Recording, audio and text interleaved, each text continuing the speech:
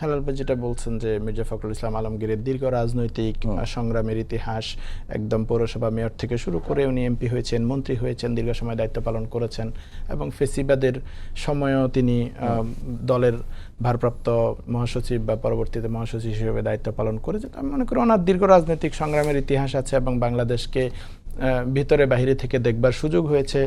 রাষ্ট্রপতি হিসেবে ওনাকে বিএনপি মনোনয়ন দিয়েছে, এটাকে আমি দলের সিদ্ধান্ত হিসেবে দেখি। এটাকে ভালো বা মন্দ বলবার কিছু নাই, এটা দলের একটা সিদ্ধান্ত এবং সংসদ সদস্যরা ভোটার, এবং যেহেতু বিএনপির সংসদ সদস্যদের সংখ্যা বেশি, ধরে নেওয়া যাচ্ছে যে হয়তো উনি নির্বাচিত হবেন, মানে আনুষ্ঠানিক ঘোষণা আসা পর্যন্ত আমরা নিশ্চিত করে বলছি না, বা উনি নির্বাচিত হতে যাচ্ছেন এটা বলাই যায়।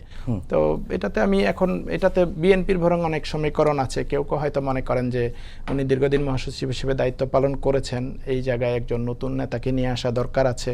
সেই হিসাবে বিএনপিতেও কিন্তু আরো বর্ষীয় নেতাদের ব্যাপারে আলাপ হয়েছে, যেমন খন্দকার মোশাররফ সাহেবের নাম এসেছে, মঈন খানের নাম এসেছে, নজরুল ইসলাম খান, এরকম অনেকের নাম এসেছে। তার মধ্য থেকে ফখরুল ইসলাম আলমগীর সাহেবকে দেওয়া হয়েছে। এটা হয়তো তাদের রাজনৈতিক সমীকরণের ব্যাপারও আছে যে ওনাকে মহাসচিব থেকে যদি সরাতে হয় তাহলে একটা সম্মানজনক পজিশনে ট্রান্সফার করে দিয়ে এই জায়গায় নতুন নেতৃত্ব নিয়ে আসবেন, হয়তো এটাও তাদের দলীয় একটা সমীকরণের ব্যাপার থাকতে পারে।